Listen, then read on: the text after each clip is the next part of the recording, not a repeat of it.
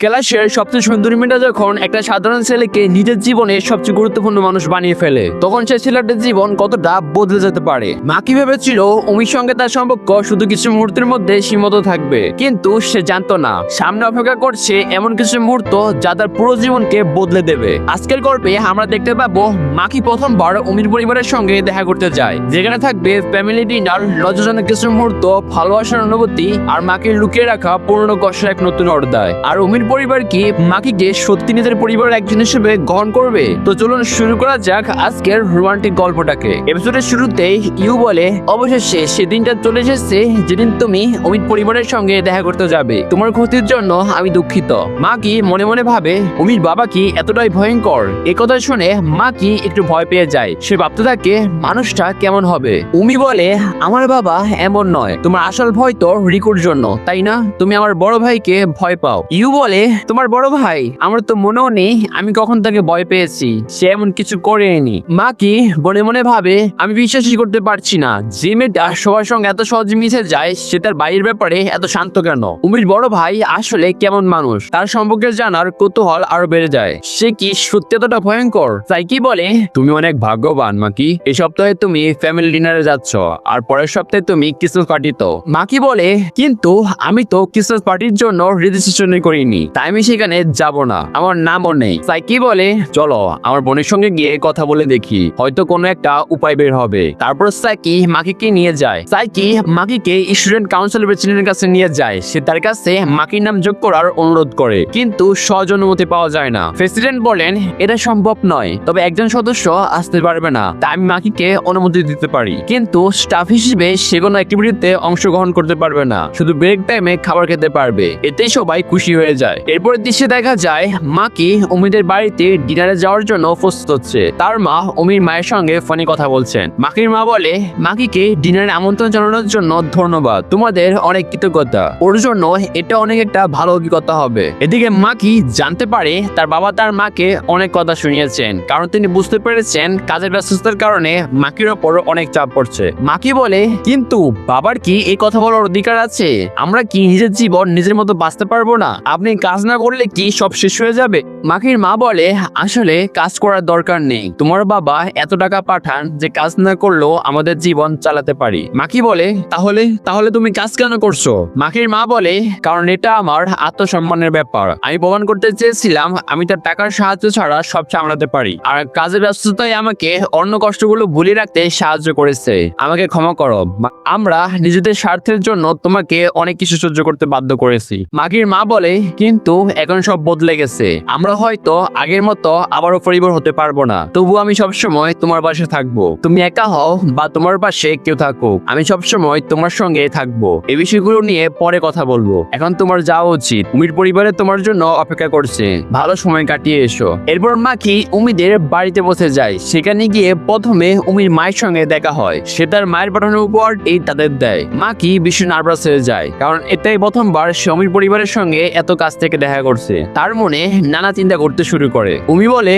চলো তোমাকে বাবার সঙ্গে পরিচয় করিয়ে দেই, তিনি তোমার সঙ্গে দেখা করতে চান। তারপর উমি মাকিকে নিয়ে যায়। উমি বলে, বাবা এ হলো মাকি, যার কথা আমি তোমাকে বলেছিলাম, সে আজ আমাদের সঙ্গে ডিনার করবে। উমির বাবা বলে, হ্যালো আমি দাই, এখানে আসার জন্য তোমাকে ধন্যবাদ, সময় বের করে আসার আমরা খুশি হলাম। উমির ভাই রিকো এখন স্কুলে আছে, তাই কোনো সমস্যা নেই যদি তার কোনো ছেলে বন্ধু থাকে যাদের সঙ্গে সে ঘনিষ্ঠ হয়। উমির মা বলে, তুমি মাকিকে ভয় দেখাচ্ছ, এমন গম্ভীর মুখ করে কথা বলো বন্ধ করো, একটু হাসো। উমির মা বলে, উমি আমাকে একটু সাহায্য করো, তোমার বাবাকে ঠিক মতো হাসাতে হবে। তারপর উমি তার বাবাকে গুদগুদি দিতে শুরু করে। এই দৃশ্য দেখে মাকি একেবারে হতভম্ব হয়ে যায়। সে ভাবতেই পারেনি উমির পরিবার এতটা হাসি খুশি। তার ধারণা পুরোপুরি বদলে যায়। এরপর উমির বাবা উমিকে ডাকতে যান। তখন মাকি উমির কাছে তার ভাইয়ের সম্পর্কে জানতে চায়। সে একটু চিন্তায় পড়ে যায়। মাকি বলে, তোমার ভাই আসলে কেমন? উমি বলে, সে বেকার, বেশিরভাগ সময় ঘরেই থাকে আর সে ইউকে অনেক পছন্দ করে। একবার তো সে ইউর কাছে গিয়ে নিজের অনুভূতি প্রকাশ করার চেষ্টা করেছিল, সেটা একটু অদ্ভুত ছিল।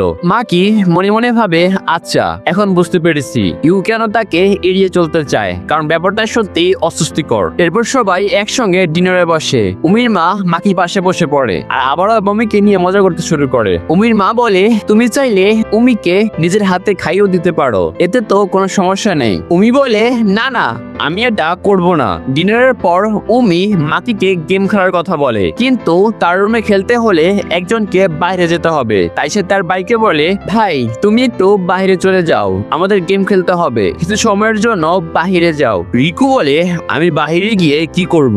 উমি বলে, যে কোনো জায়গায় যাও, যেমন চাকরি, অফিসে যেতে পারো, কাজ করার চেষ্টা। রিকু বলে, এই সময় কি চাকরি অফিস খোলা থাকে? উমি বলে, না, কিন্তু ফোনে তো চাকরির লিস্ট দেখতে পারো, তাই না বাবা? উমির বাবা বলে, হ্যাঁ রিকু, উমি ঠিকই বলেছে। শেষ পর্যন্ত রিকু রাজি হয়ে যায়, কিন্তু হঠাৎই সবাই মাকির দিকে তাকিয়ে থাকে। মাকি বুঝতে পারে না কি হয়েছে।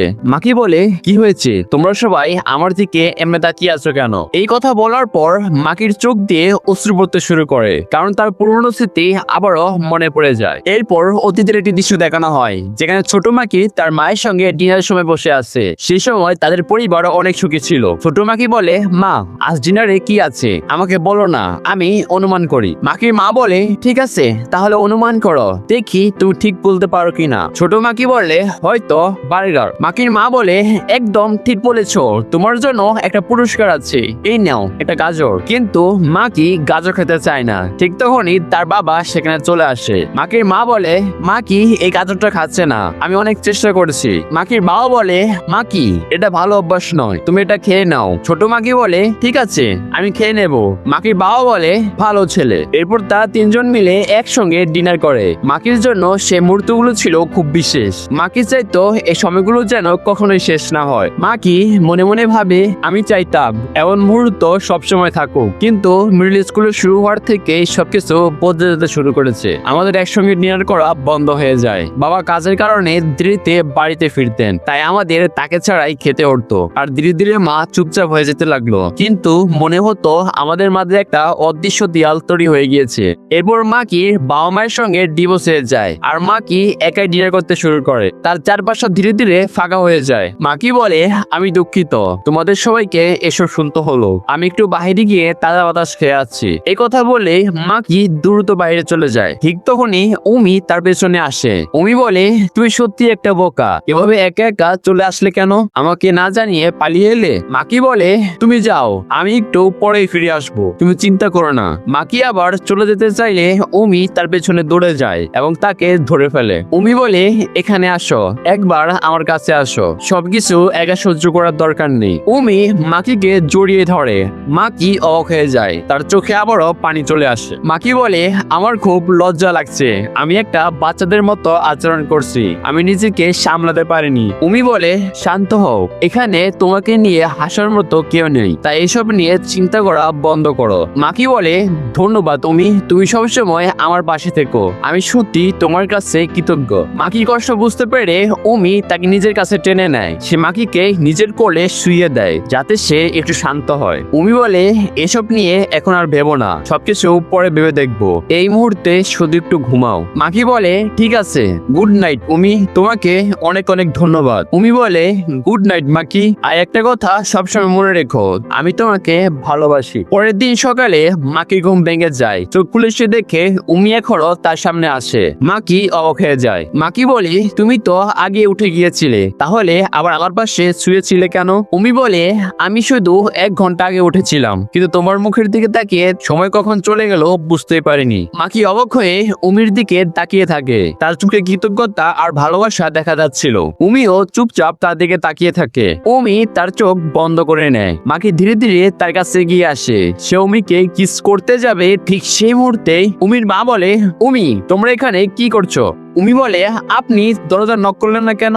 উমির মা বলে, আমি অনেকবার নক করেছি, তোমরা শুনতে পাওনি। নাস্তার পরে তোমার সঙ্গে কথা আছে। এরপর উমির মা মাকির সঙ্গে কথা বলে, সে তাদের সম্পর্ক নিয়ে কিছু পরামর্শ দেয়। মাকির মা বলে, আমি এটা বলছি না যে তোমরা দুজন কাছাকাছি আসতে পারবে না, কিন্তু সময় আর জায়গার কথাটাও মাথায় রাখতে হবে। এরপর উমির বাবা মাকিকে একা ডেকে নেয়। মাকি অবাক হয়ে চিন্তিত হয়ে পড়ে, সে ভাবতে থাকে কি কথা হবে। মাকির মাও বলে, মাকি তোমার সঙ্গে আমার কিছু কথা আছে, একটু একা কথা বলতে চাই। উমির বাবা মাকিকে একা নিয়ে যান। মাকি একটু নার্ভাস হয়ে পড়ে, সে বুঝতে পারে না কি নিয়ে কথা হবে। উমির বাবা বলে, আমার স্ত্রী আর মেয়ে গত রাতের ঘটনা সম্পর্কে আমাকে সব বলেছে, তোমার পরিস্থিতির কথাও জানিয়েছে। মাকি, তুমি এতদিন ধরে যা সহ্য করেছো সেটা মোটেও সহজ ছিল না, তুমি সত্যি অনেক শক্তিশালী, কিন্তু একটা কথা মনে রেখো, এই কষ্টগুলোকে নিজের মনের ভেতরে লুকিয়ে রাখা বন্ধ করো। উমির বাবার কথা শুনে মাকি নিজের সেই স্বপ্নের কথা ভাবতে শুরু করে। সেই স্বপ্ন বারবার তার কাছে ফিরে আসে,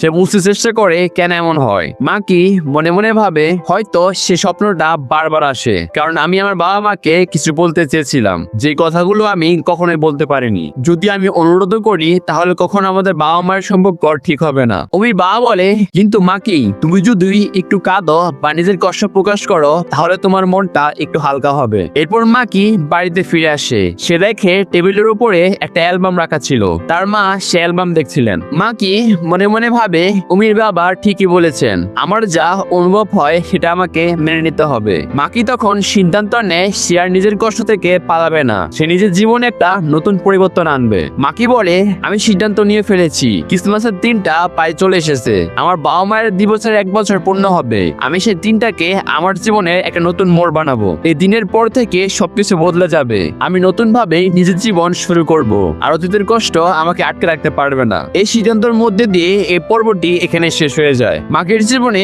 সবকিছু বদলে যেতে শুরু করেছে। যে ছেলেটা নিজের কষ্ট সবসময় লুকিয়ে রাখতো, আজ সে প্রথমবার কারো পরিবারের ভালোবাসা অনুভব করেছে। কিন্তু অতীতের সেই কষ্ট কি তাকে আবারও পিছনে টেনে নেবে, নাকি উমির ভালোবাসা তাকে নতুন ভাবে বাঁচতে শেখাবে? সামনে আসছে আরো আবেগ, আরো ভালোবাসা, আর মাকির জীবনে সবচেয়ে বড় পরিবর্তন। তো বন্ধুরা, ভিডিওটি ভালো লাগলে চ্যানেলকে লাইক ও সাবস্ক্রাইব করে রেখো। তখন ভিডিও দেখা করবো, তখন পর্যন্ত বিদায়।